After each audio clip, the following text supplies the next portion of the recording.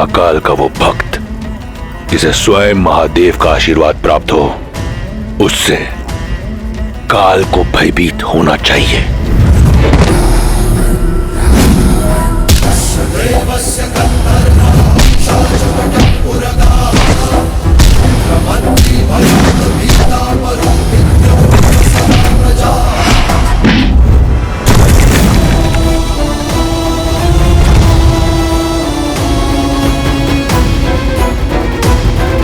मूर्खता मत कर रावण। ब्रह्मदेव के दिए वरदान का अनुचित लाभ मत उठा। उसी वरदान के अनुसार तुम मुझे मार नहीं सकते। सोचता हूं आज मृत्यु को ही मृत्यु दे दूं।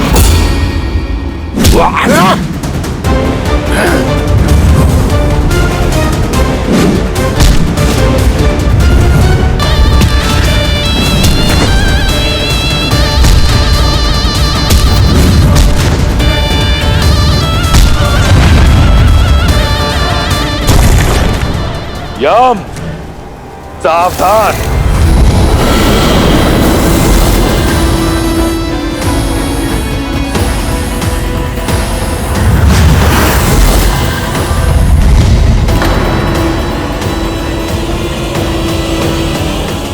रुक जाओ दशानन।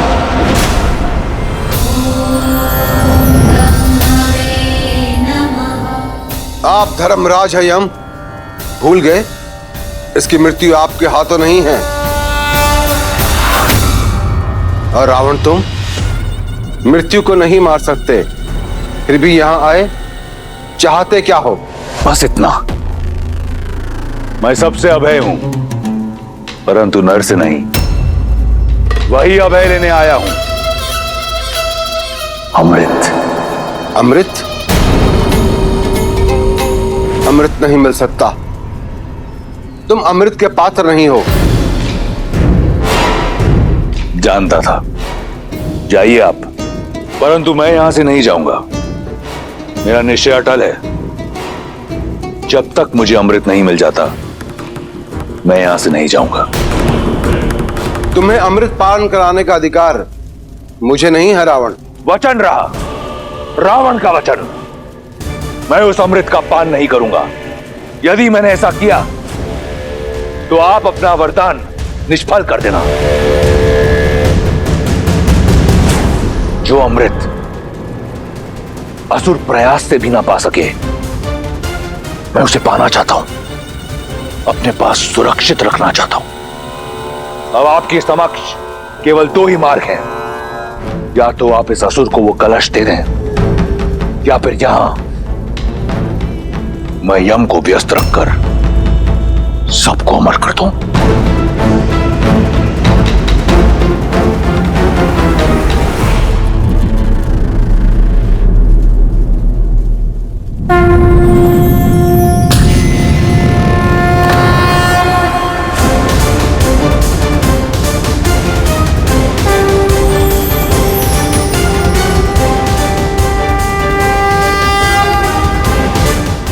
उत्तम,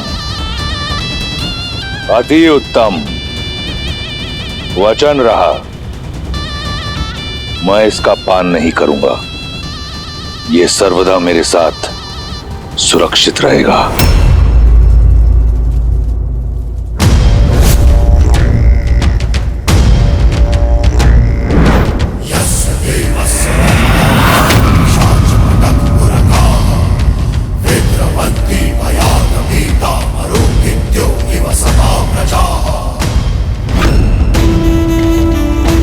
नर का अभय नहीं दिया था ना ब्रह्मदेव? अब देखो, नर ले आओ या कोई और जाति उत्पन्न करो, जैसे ही मुझ पर प्रहार होगा, ये कलश टूटकर इसका अमृत मेरे लहू के साथ मिल जाएगा। इस तरह मेरा वचन भी नहीं टूटेगा। अब रावण का कोई तोड़ नहीं।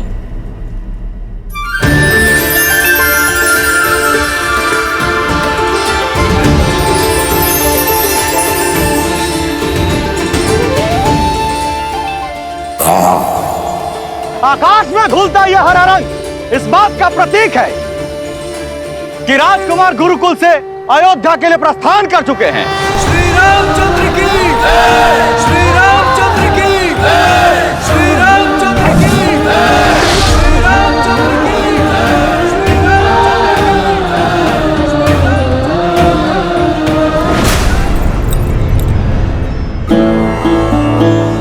वर्षों से प्रतीक्षा थी एक क्षण की, वो आ ही गया।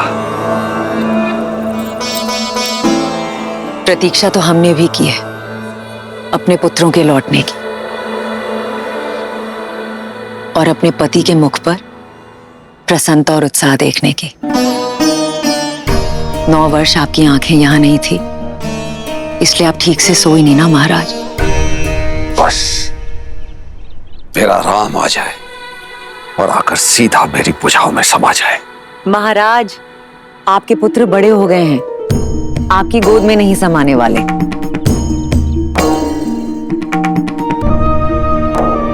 हम तो ये भी नहीं जानते कि हमारे पुत्र दिखते कैसे हैं महाराज। ये निर्दयी समय कितने वेग से दौड़ता है ना। अपने नन्हे मुन्ने आंखों के तारे भेजे थे हमने गुरुकुल, और आज जो लौट कर आ रहे हैं वो अयोध्या की प्रजा की आंखों के सूर्य हैं। कितनी आशाएं, कितने दैत्व बंधे हैं राम से। आज के पश्चात राम का जीवन सदैव के लिए बदलने वाला है। क्या जाने नियति हमारे पुत्रों को किस ओर लेकर जाएगी। किंतु मैं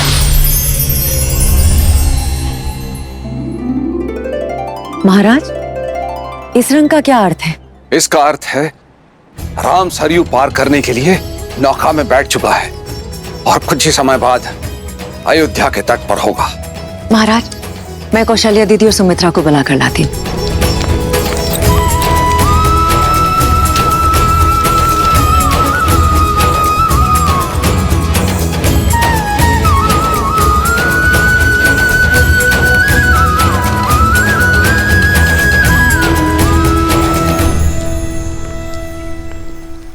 क्या हुआ महारानी? ऐसा क्यों प्रतीत हो रहा है कि आप किसी बात को लेकर चिंतित हैं? देवी गार्गी ने जो कहा वो सुनने के बाद एक माँ चिंतित कैसे ना हो महाराज। आप देवी गार्गी की कही हुई बात को इतनी गंभीरता से क्यों ले रही है महारानी सुनैना? हो सकता है उन्होंने जो कुछ कहा हो हंसी ठिठुल्ली में कहा। हाँ, पर उन्होंने जो भी कहा सच ही तो कहा है ना महाराज। और वो बात कहीं ना कहीं मेरे मन में अटक गई है। क्या सीता के लिए योग्य वर मिल पाएगा? अवश्य मिले। ऐसे क्यों कह रही हैं आप? हमारी पुत्री तो असाधारण है। इसी बात की तो चिंता है महाराज कि हमारी पुत्री असाधारण है।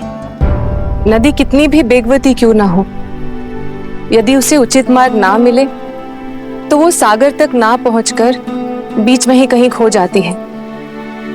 हमें सीता के लिए उचित वर ढूंढना प्रारंभ कर देना चाहिए महाराज। किंतु उससे पूर्व हमारे लिए यह जानना आवश्यक है कि विवाह के लिए हमारी पुत्री सीता सज है या नहीं। तुम्हारे माता पिता को तो अवश्य तुम्हारी विवाह की चिंता हो रही होगी। विवाह योग्य जो हो गई हो तुम। विवाह के विषय में मैंने सोचा नहीं है माता गार्गी, पर यदि कन्या आत्मनिर्भर हो, सबल और योग्य हो, तो क्या उसे सच में विवाह नहीं करना चाहिए? यदि हम संसार के दृष्टिकोण को छोड़ दें तो मेरे विचार से अगर एक व्यक्ति को ज्ञान प्राप्त करना है, स्वयं का विकास करना है और संसार के निर्माण में श्रेष्ठ कदम उठाने हैं, तो उसका ब्रह्मचारिणी रहना ही सर्वश्रेष्ठ है। अच्छा माता, तो फिर संसार रचने वाले ब्रह्मा अविवाहित नहीं है? वो देव है, मैं मनुष्यों की बात कर रही हूँ सीता। मनुष्य का प्रेम दूर से तो एक सुंदर पुष्प की तरह दिखता है, लेकिन निकट जाने पर वो कांटे की तरह चुभ जाता है। विवाह एक बेड़ी है विशेषकर स्त्रियों के लिए। क्या तुम अपना अस्तित्व भूलकर किसी की दास्तां स्वीकार करने के लिए सज्ज हो? क्या तुम ऐसा जीवन जीने के लिए सज्ज हो जिसमें तुम्हारे सपने तो चूर चूर हो जाएंगे, किंतु तुम्हारे पति का सपना तुम्हारे जीवन का सत्य होगा। उसकी इच्छा तुम्हारी इच्छा होगी।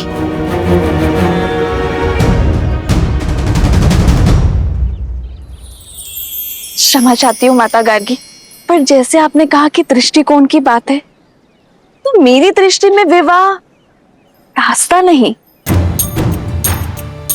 आस्था है।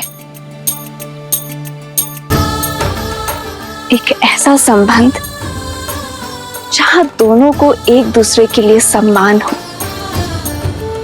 समर्पण हो और समझ हो। एक ऐसा संबंध जहां दोनों एक दूसरे पर निर्भर ना हो, दोनों एक दूसरे का बल हो, जहां दोनों एक दूसरे का व्यक्तित्व और अस्तित्व को विशाल करने का प्रयत्न करें। उस विवाह से सुंदर और मीठा और कुछ नहीं हो सकता माता गार्गी। जैसे शिव और पार्वती हैं, वो दोनों एक दूसरे के अर्धांग हैं, पर एक दूसरे को पूर्ण करते हैं। जैसे लक्ष्मी और नारायण। लक्ष्मी नारायण वो लक्ष्मी जो सदा विष्णु के चरणों में पड़ी रहती है, और जब विष्णु विश्राम करते हैं तो लक्ष्मी उनकी सेवा में तल्लीन रहती है। और विष्णु तो सदा भ्रमण कर रहे होते हैं संसार भर का। फिर से दृष्टिकोण की बात है। मेरी दृष्टि में ये दोनों की यात्रा है। यदि लक्ष्मी नारायण की सेवक होती तो क्या उनका नाम नारायण से पहले लिया जाता? लक्ष्मी का नारायण के चरणों में होना उनके सेवक का नहीं, विष्णु को जगाने का प्रतीक है। लक्ष्मी विष्णु को प्रेरणा देती है कि जागो और अपना कर्तव्य करो। वो विष्णु से अपने साथ का त्याग करती है ताकि विष्णु अपना अवतार लेकर संसार के प्रति अपना कर्तव्य निभाए। संसार की श्रेष्ठता बनाने में जितना हाथ विष्णु का है, उतना ही हाथ देवी लक्ष्मी का भी है माता। सत्य तो ये है कि ना तो लक्ष्मी के बिना नारायण पूरे हैं और ना ही नारायण के बिना लक्ष्मी। और मुझे विश्वास है कि मैं मुझे पूर्ण करने वाला अपना नारायण ढूंढ लूंगी।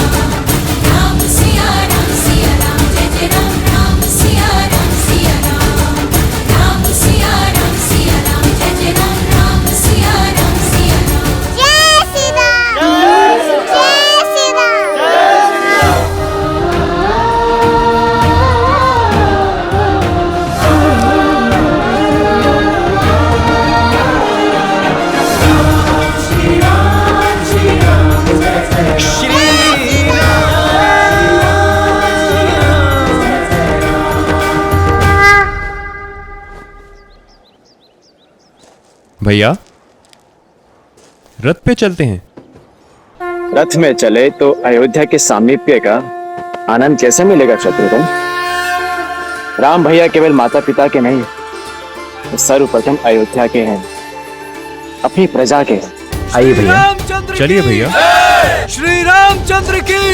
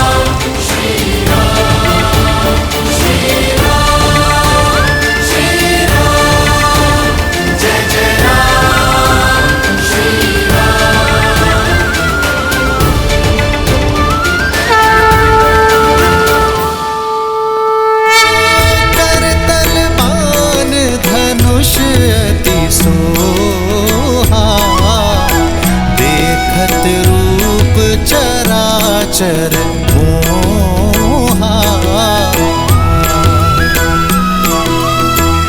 जिन्ह बिथी है बिह रही सब भाई, थकत हो ही सब लोग लुगाई। कौशलपुर बासी नर नारी, वृद्ध अरु बाल, प्राण हुते प्रिय लागत सब, कहूँ राम कृपाल।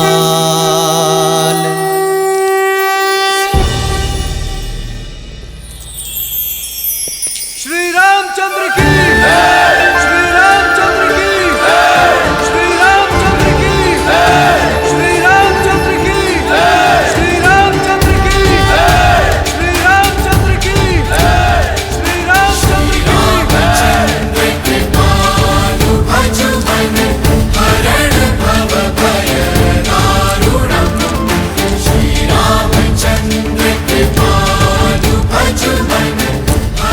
राम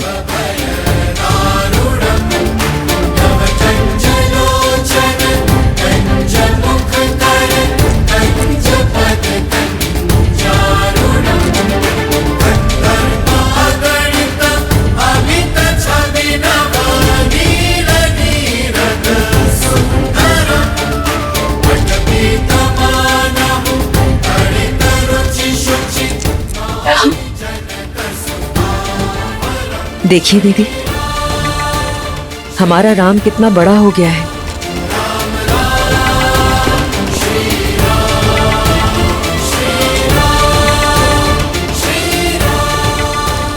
राम महाराज, रहने दो सुमित्रा, आज इन्हें मत रोको। आज एक राजा राजकुमारों से नहीं, एक पिता अपने पुत्रों से मिलने जा रहे हैं।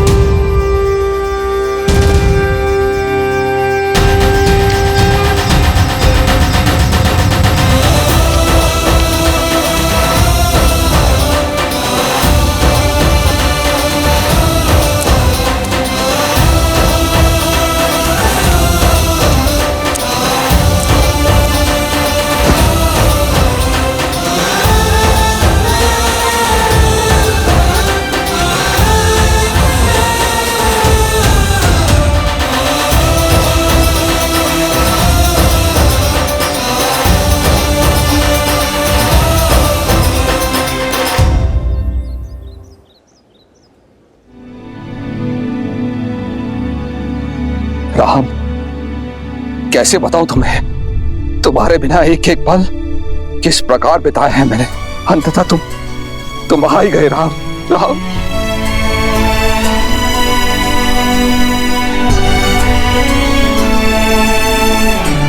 मेरे राम। जी पिताश्री, गुरु वशिष्ठ के आशीर्वाद से हमारी शिक्षा संपूर्ण हुई। प्रणाम गुरुदेव। यशस्वी भव। भूल हो गई गुरुदेव, राम के स्वागत को इतना आतुर था कि किसी और पे दृष्टि गई नहीं। इसमें तुम्हारा दोष नहीं है पुत्र। राम के मुखमंडल की आभा ही ऐसी है कि जो भी उसे देखता है सारे संसार को भूलकर उसी में खो जाता है।